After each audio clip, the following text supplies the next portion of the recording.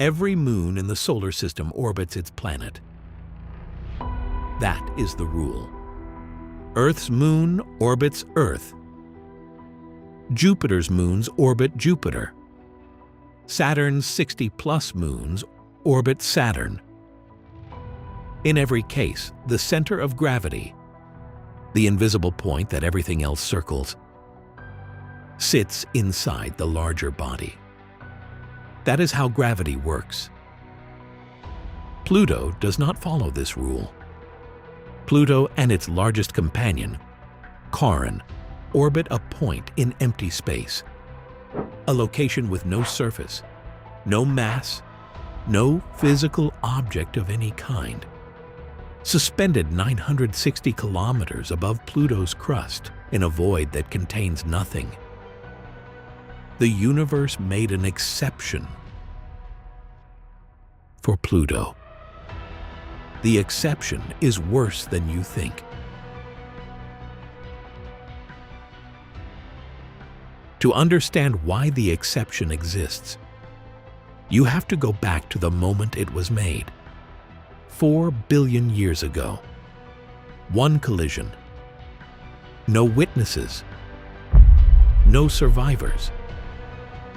The evidence is in the composition. Pluto and Charon should be made of the same material.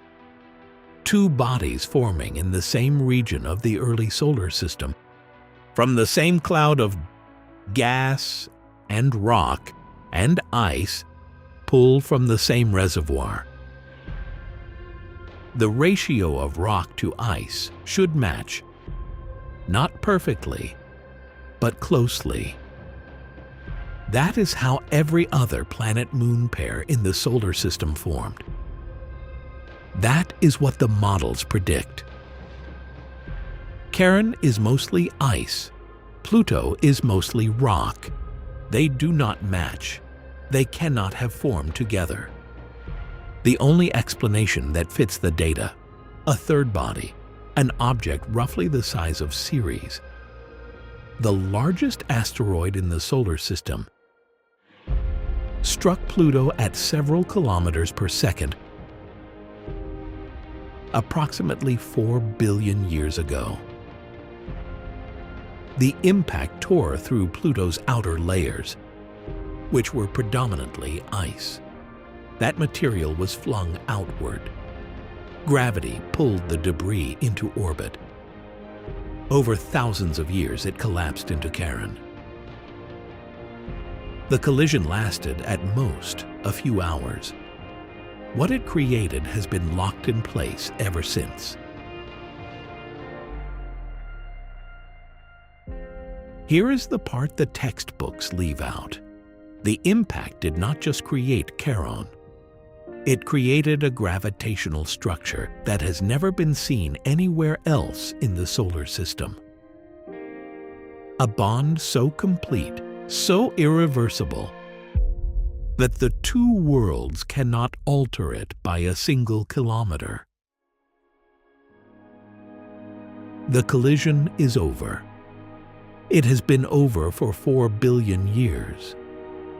But what it locked into place is still moving. And it is doing something to this system that no other planet in the solar system does. Here is where the physics becomes strange. Because the barycenter, that empty point in space they both orbit, lies outside Pluto's surface. Pluto and Charon achieved something no other large body in the solar system has managed: mutual tidal locking. Not the one-sided lock of Earth and its moon, where only the moon keeps one face toward Earth. Both worlds locked simultaneously. Pluto always shows the same face to Charon. Charon always shows the same face to Pluto. The distance between them, 19,640 kilometers, has not changed in billions of years. It will not change. The system has reached the end state of tidal evolution. There is nothing left for it to do except continue. But mutual locking does not mean stillness. It means Pluto's atmosphere is dying in a way that cannot be undone. Pluto takes 248 years to orbit the Sun. As it moves through that orbit, one face warms slightly. The other cools. Nitrogen, which makes up Pluto's thin atmosphere, sublimates on the warmer face and refreezes on the colder one. The atmosphere migrates. It does not stay where it was. And each cycle, a fraction of that nitrogen escapes Pluto's weak gravity entirely. New Horizons measured this in 2015. A plasma tail of nitrogen ions streaming behind Pluto like the tail of a comet, extending millions of kilometers into space. We did not know that was happening. The nitrogen is not coming back. The loss is slow. It is also permanent. The two things together make it worse than any single catastrophe. The atmosphere is leaving. It has been leaving since before anything on Earth could watch it go. There is no mechanism that stops it.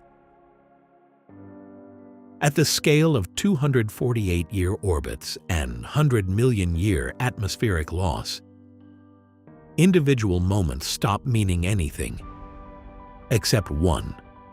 From the surface of Pluto, Charon does not rise. It does not set. It does not move across the sky. It hangs at a fixed point, 7 times larger than the Moon appears from Earth. Close enough that its surface features are visible with the naked eye. And it stays there. It has stayed there for 4 billion years. It will stay there until the physics of this system finally unravels. If you stood on one side of Pluto, Charon would dominate the sky above you, permanent and enormous, the most constant thing in the universe. If you stood on the other side, the sky would hold nothing where Charon should be. Not because Charon has moved. Charon never moves. But because Pluto stopped rotating the moment the tidal lock completed, and one entire hemisphere was permanently turned away. That hemisphere has never seen Charon. It will never see Charon. The same world, the same moment, 2 completely different skies. And no process in this system will ever carry anything from one side to the other and back again. One side knows what is there. The other side does not. Both of them are right. Pluto and Charon are not a planet and its moon. They are 2 survivors of the same catastrophe, locked together by the force of a collision that neither of them chose, orbiting a point in empty space that belongs to neither of them, bleeding atmosphere into the dark, at a rate that will eventually leave both of them bare and silent. That point has no name. It has existed for 4 billion years. It will outlast both of them. The universe keeps its own records.